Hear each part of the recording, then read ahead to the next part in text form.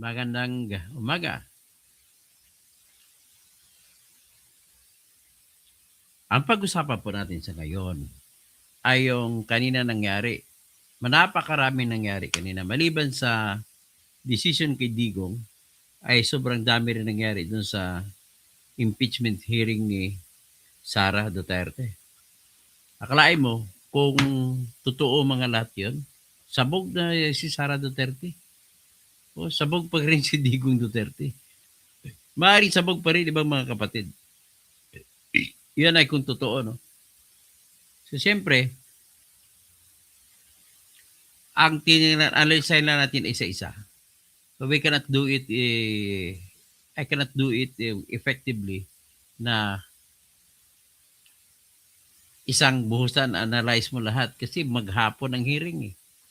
Tapos, at the same time, makita mo pa na ano, sabi yung salin niya, no? Sara.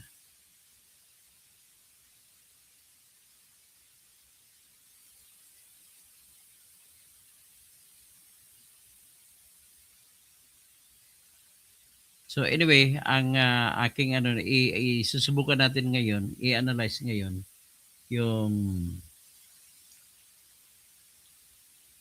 yung pera ni Sara, yung salin ni Sara, at saka kung totoo ba yung 125 million. Doon lang muna tayo.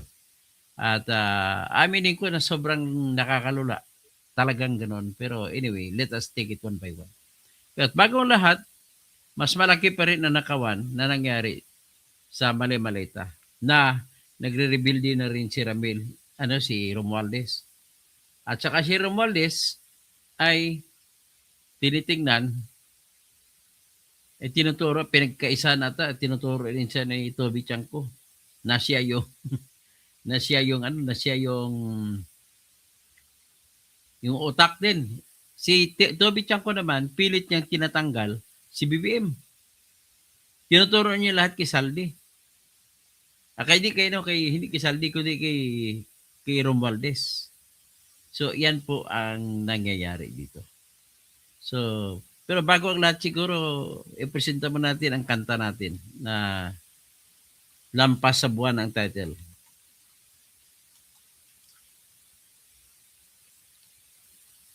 Habang nag-antay ako ng mga kwan, papasok.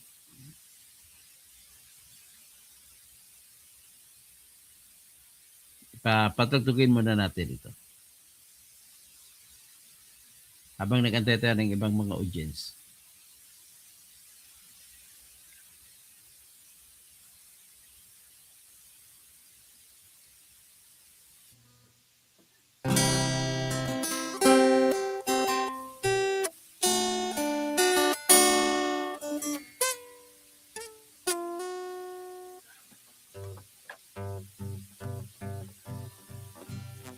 Si Saldi ko dapat wasakin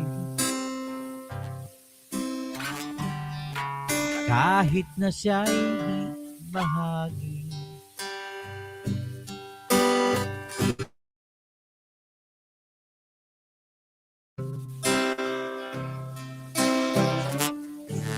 Sana ay katayin na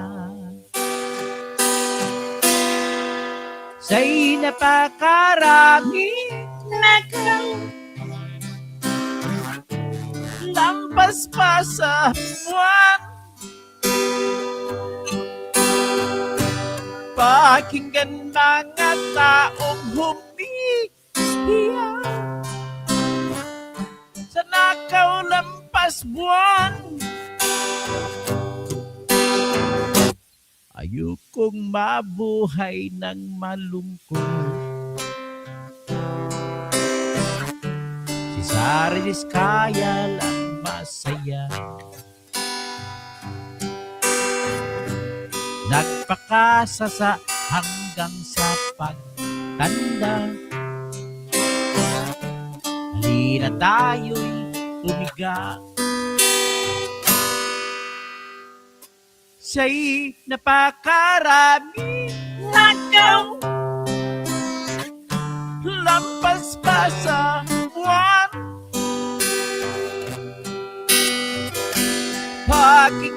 mga taong umiiyak sa nakalampas buwan.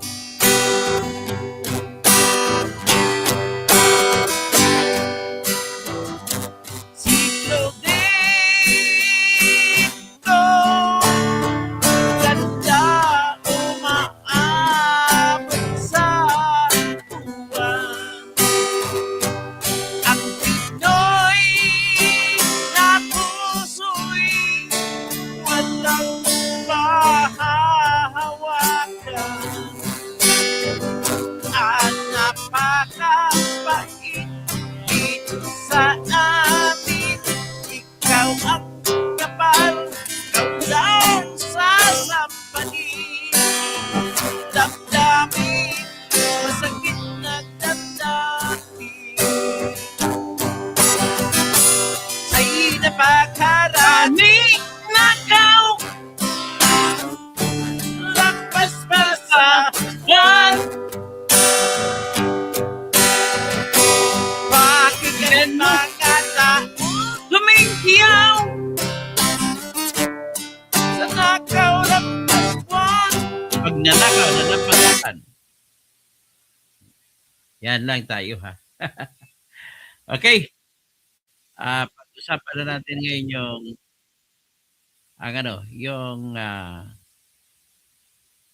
yung sa aspeto ng ito, tingnan natin ito.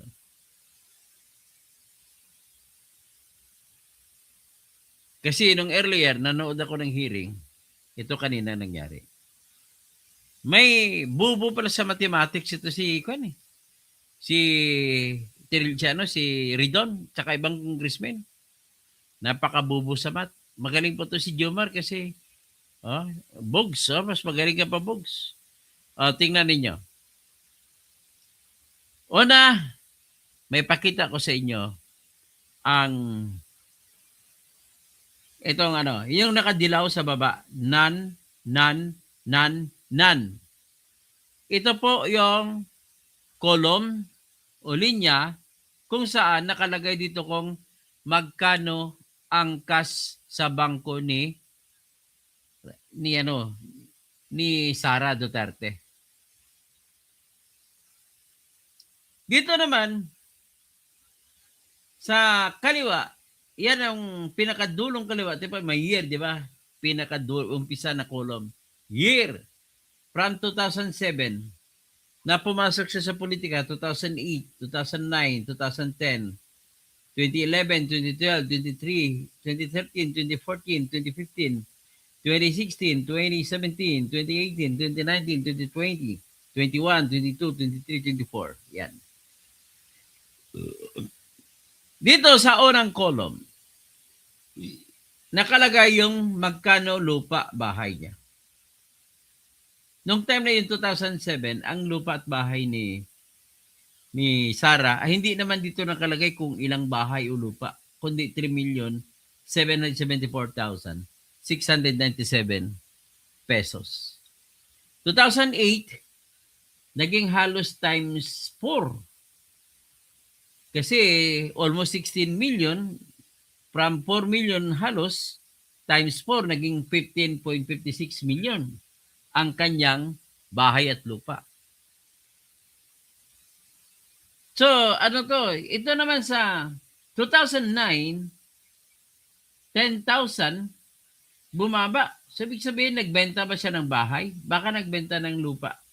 Kaya nabawasan. So, naging 15 million ay nagiging 10 million na lang, 800. So, yung ilang beses naging 10 million 800? 2010, 2011, so 2 taon. Wala siyang dagdag na property. Wala ring binili, walang binenta. Yan ang ibig sabihin niya. Natatawa naman ako kayo, 3 taon niya na 2019, 2009, 2010, 2011. Natatawa ako kay Congressman Antonio Tino. Ano ba yung copy-paste? So, iba pang copy-paste dyan ay ito. Mula 2016, ang property mga real property, bahay at lupa, o kung may condominium man, ni Sara Duterte. 2016 ay 30,548,891 pesos. 2017 ay ganung halaga rin. So, 2018, umangat ng 6 na milyon.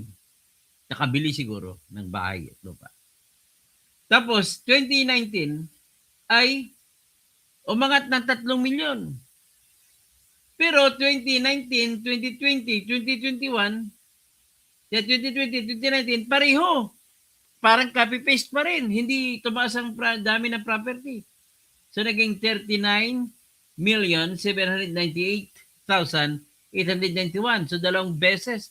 2019 saka 2020.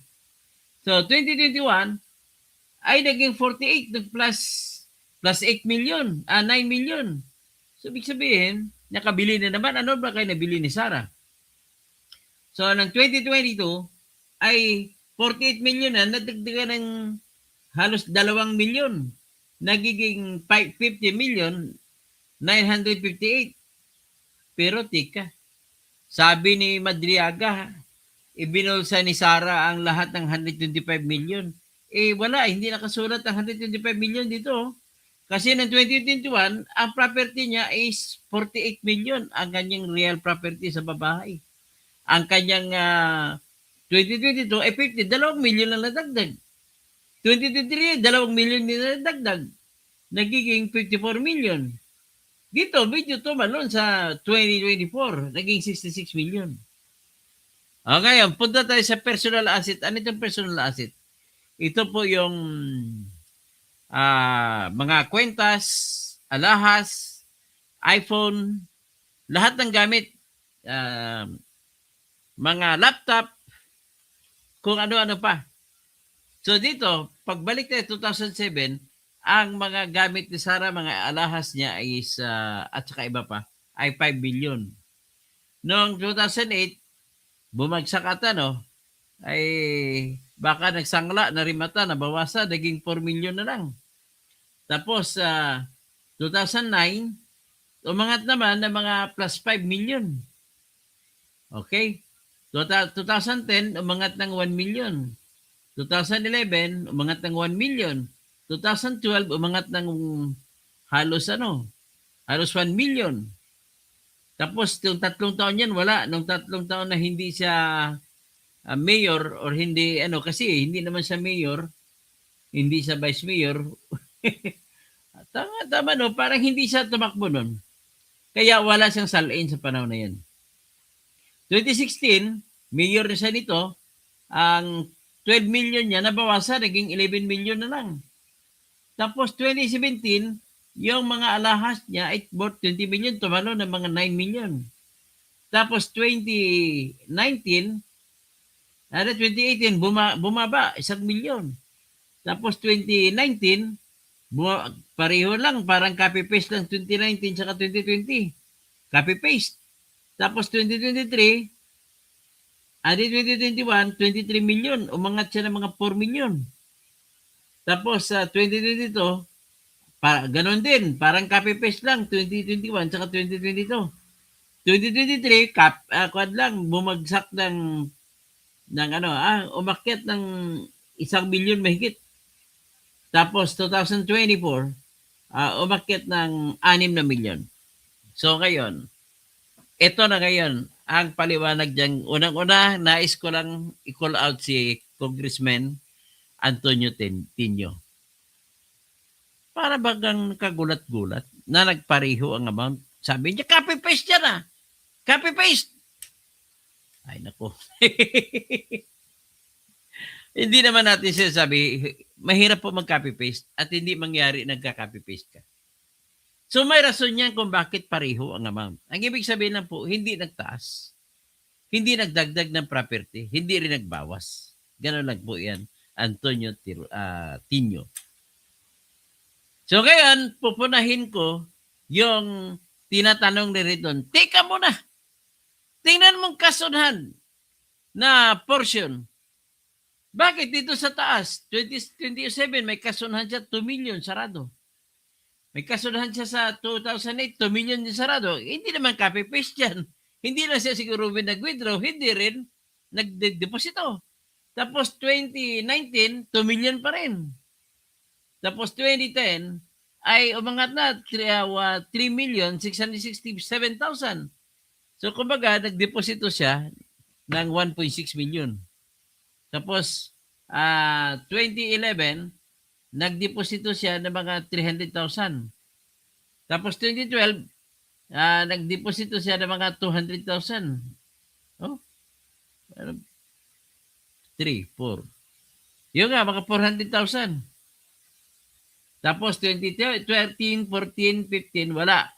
Hindi siya opisyal ng bayan nun. So 2016 ay ang kanyang pera naging bumaba. Naging 3,750,000 na lang. Tapos ang kanyang 2017 ay umangat na times 2 halos.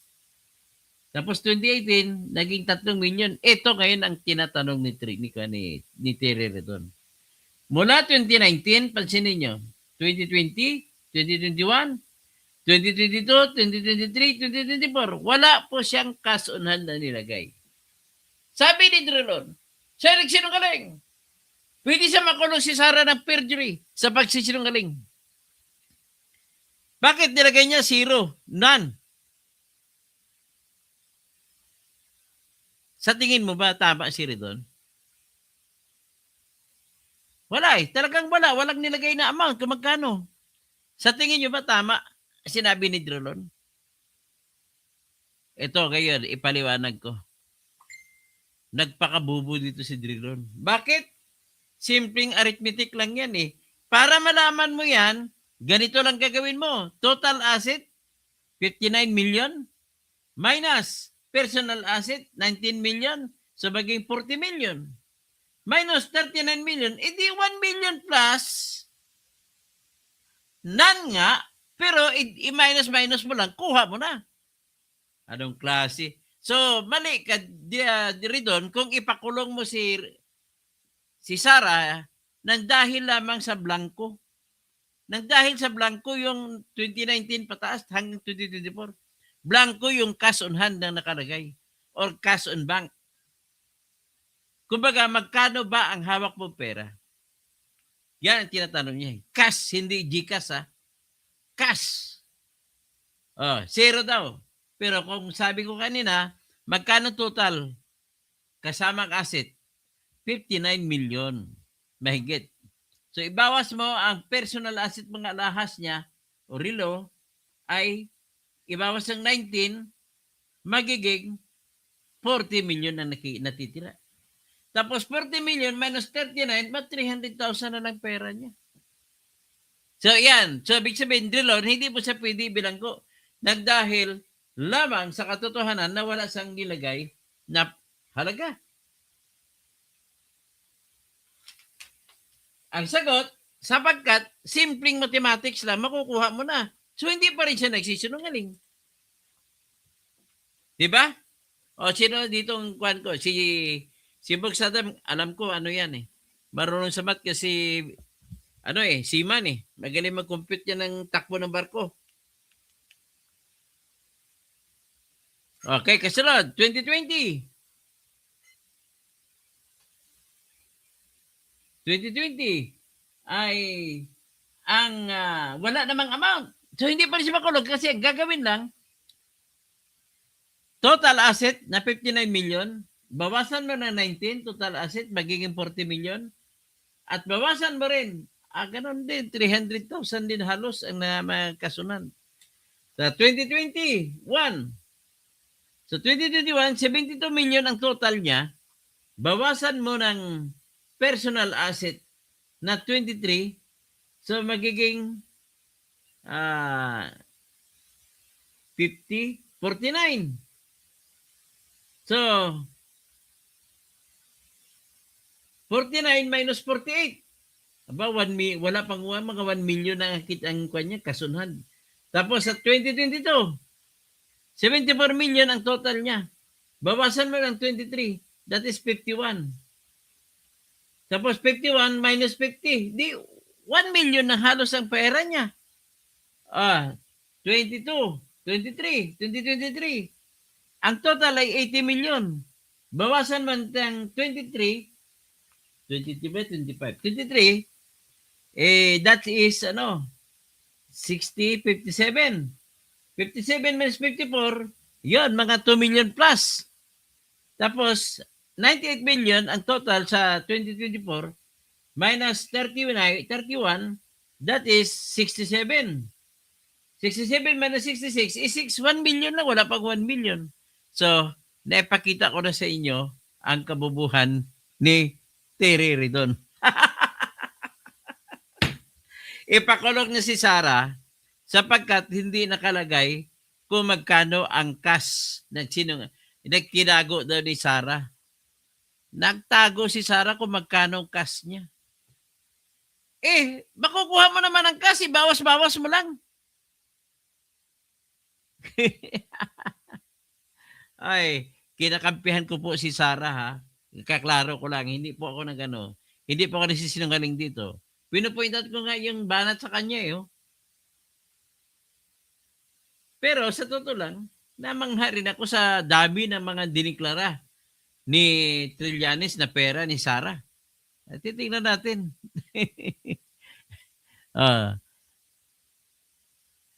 Ano ba namang pinababanggit nito Domingo Mirasol? Sige, opinion mo lang yung Domingo. I'll just bow to respect your opinion. Ang anak ko na si Maria Alexandra, Marianita, Junet, kapatid ko, si Ron, Hinoni, Nan. Good evening, do you believe all Amlak devils? Hindi pa ako naniniwala doon. Saka analisahin na lang natin yun. Tapos sabi ni Bidebang Gumel, copy-paste yung mga mukha mong kalbo. Ay, huwag mo naman akong awayin, Duming. Maawa ka na, kalbo na nga ako. Awayin mo pa ako, kalbo. I will defend to death your right to say it. I may not like what you say. So, tapos Kalhaba. Tapos Domingo Mirasol. Mas pinakabubo ka. Nakita mo na kabubuhan ngayon ni Kwan? Ibig sabihin, bubo ka, Domingo Mirasol. Kung hindi mo naintindihan yan. Si Eljan, ginawan lang ng formula yung Excel title. Wala na namang ebidensya. Toto Bitay, piso-piso para kay Digong. Ampit. Sa Pusakal. Anyway lang kahit kinakantsawan yung Digong natalo sa Kwan kanina. ICC. Okay lang po yan. Mayroon pa namang tinatawag na confirmation of charges. At saka susulatan ko si Kaufman na magsampa uli ng kaso. This time, walang jurisdiction dahil kinidnap si Digong. So, si Ridon kasi ang yabang Mayabang talaga. Akala mo kasi UP graduate Hindi ba siya nag-isip na tayo nagbabayad ng tuition niya? Tayong taxpayer? So, Elvin Burgos, wala na kahit anong ngaw mo, bistado na daw si Sarah. Okay. Si sasalin kapag na nakalagay, meaning dineclare na zero, hindi po. Ang gagawin mo lang po, Dari, ibawas mo lang, gawin mo lang arithmetic lang, subtract mo. Yun na po ang ibig sabihin ng deklarasyon niya. Okay? Elvin Burgos, bahaba sa Congress mo, sabihin yan, wag dito. Sino bang sinabihin mo ako? Tatanga daw ako. Ito pa si Al Orenstein Lacona, na itong isang nurse na, Alvin, kumusta ka na dyan? Ididipinsan ko talaga si Sarah. Sige lang. Huwag ka lang, steady ka lang dyan. Alam ko, nurse ka, kapareha kayo ng kapatid kong namatay, nurse na namatay sa Texas, sa Odessa Regional Medical Center. Sa Elvin Burgos, alas na talo na. Ay, hindi naman. Let us see what happens. Hanggang dyan lang muna. Mga kaibigan ko naman kayo, kahit binabanatan nyo ako, okay lang sa akin yan. Okay? Ay, like nyo para mabanatan nyo naman ako ulit. Like kayo para pag live stream ko bukas, ay makita nyo na ako. Salamat po. Salamat.